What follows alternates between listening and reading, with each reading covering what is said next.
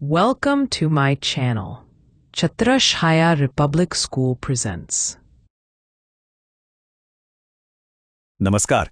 कभी सोचा है कि कैसे कुछ लोगों के बीच शुरू हुई एक बहस 70 सालों में एक पूरे देश की आज़ादी की लड़ाई बन गई?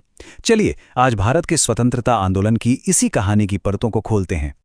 असल में ये पूरा का पूरा संघर्ष एक ही बड़े और शक्तिशाली सवाल के इर्द गिर्द घूमता है, जिसका जवाब मिलना बहुत जरूरी था। तो भारत की आज़ादी की कहानी दरअसल लाखों लोगों के एक साथ आने और इसी सवाल का जवाब खुद खोजने की कहानी है कि आखिर भारत क्या है और यह है किसके लिए। देखिए, इसकी शुरुआत होती है 19वीं सदी के अंत में, जब एक नई चेतना, एक नई सोच उभर रही थी कि भारत यहाँ के लोगों का है और इसके जितने भी संसाधन हैं वो उन्हीं के लिए हैं। और इसी सोच के केंद्र में था संप्रभुता का विचार, मतलब लोगों को अपने फैसले खुद लेने का अधिकार होना चाहिए, बिना किसी बाहरी दखल के। यही इस नए राष्ट्रवाद की सबसे बड़ी पहचान बन गया।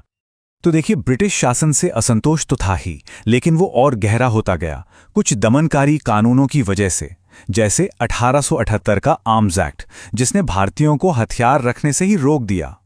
उसी साल आया वर्नैक्युलर प्रेस एक्ट, जिसका सीधा मतलब था कि सरकार की आलोचना करने वाले अखबारों को चुप करा दिया जाएगा।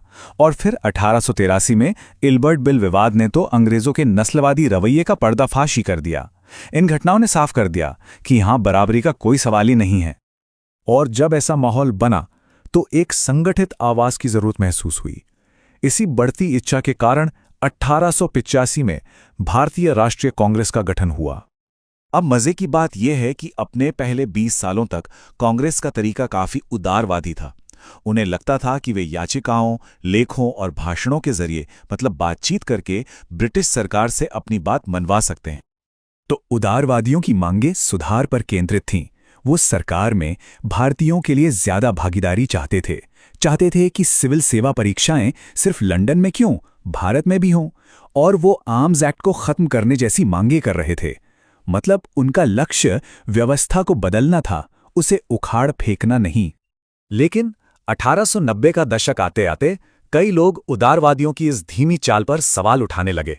उन्हें लगने लगा कि अब एक ज्यादा आक्रामक तरीके की जरूरत है। नेताओं की एक नई पीढ़ी ने महसूस किया कि सिर्फ अधिकारों के लिए प्रार्थना करना काफी नहीं है। उनका मानना था कि आजादी अपनी ताकत से हासिल करनी होगी, ना कि सरकार के अच्छे इरादों पर निर्भर रह के। और इसी नई भावना को आवाज दी बाल गंगाधर तिलक के इस जोशीले नारे ने, स्वतंत्रता मेरा जन्मसिद्ध अधिकार है और मैं इसे लेकर रहूंगा। इसमें आत्मनिर्भरता और स्वराज के लिए लड़ाई पर जोर था। और स्वराज का मतलब सिर्फ राजनीतिक आजादी नहीं, बल्कि एक सामाजिक और आध्यात्मिक आत्मनिर्भरता भी थी। इस आग में घी का काम किया 1905 में वायसराय कर्जन के एक फैसले ने, बंगाल का विभाजन। इस फैसले ने पूरे भारत में गुस्सा भर दिया और इसी के जवाब में शुरू हुआ स्वदेशी आंदोलन, जिसमें बड़े पैमाने पर विरोध प्रदर्शन हुए और ब्रिटिश सामानों का बहिष्कार किया गया। 1919 के बाद ये संघर्ष एक चिंगारी से सैलाब में बदल गया। ये एक सच्चा जन आंदोलन बन गया। और इसकी एक बहुत बड़ी वजह थे 1915 में भारत लौटे महात्मा गांधी। ये स्लाइड दिखाती है कि कैसे गांधी जी के असहयोग के आह्वान को देश के हर कोने और हर तबके ने अपनाया। गुजरात के खेड़ा के किसानों से लेकर आंध्र के आदिवासियों और असम के चाय बागान मजदूरों तक सबने अपनी अपनी लड़ाइयों को देश के बड़े संघर्ष से जोड़ दिया। यही गांधी जी की सबसे बड़ी ताकत थी, आम लोगों को आंदोलन का हिस्सा बनाना। कर्नाटक की अंबाबाई की ये कहानी देखिए। वो उस दौर को जब वो भाषण देती थीं, कताई सिखाती थीं और जेल भी गईं, उसे अपने जीवन के सबसे सुखद दिन मानती थीं। ये दिखाता है कि इस आंदोलन ने हजारों लोगों, खासकर उन महिलाओं को जो अपने घरों से बाहर निकलीं, एक मकसद दिया था। और फिर आया दांडी मार्च। गांधी जी ने बड़ी ही चतुराई से एक बहुत ही आम सी चीज, नमक पर लगे टैक्स को अंग्रेजी हुकूमत की अवज्ञा का एक शक्तिशाली प्रतीक बना दिया। 240 मील पैदल चल के नमक बनाना, इस एक काम ने पूरे देश को एकजुट कर दिया और सविनय अवज्ञा आंदोलन की शुरुआत की। अब हम आजादी के संघर्ष के अंतिम चरण में पहुंचते हैं।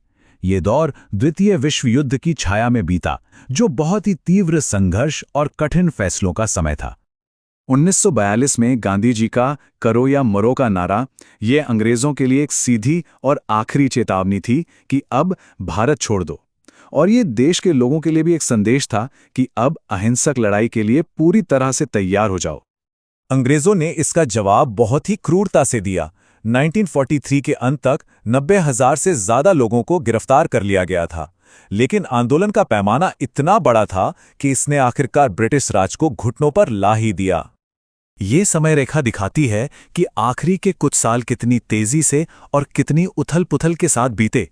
1940 में मुस्लिम लीग की अलग राज्यों की मांग, फिर भारत छोड़ो आंदोलन, विश्व युद्ध का खत्म होना, बातचीत का दौर और फिर 1947 में भारत की आज़ादी और उसका दुखद विभाजन। और यही 1947 की दोहरी विरासत है। एक तरफ ब्रिटिश शासन से मुक्ति और एक आज़ाद देश के जन्म का जश्न था, तो दूसरी तरफ विभाजन का, हिंसा का और लाखों लोगों के शरणार्थी बनने का कभी न खत्म होने वाला दर्द था। तो अंत में आंदोलन ने इस सवाल का जवाब तो दे दिया कि भारत किसके लिए है, लेकिन ऐसा करते हुए इसने एक ऐसी जटिल विरासत छोड़ी जो आज भी इस पूरे उपमहाद्वीप को आकार दे रही है। सोचने वाली बात है ना।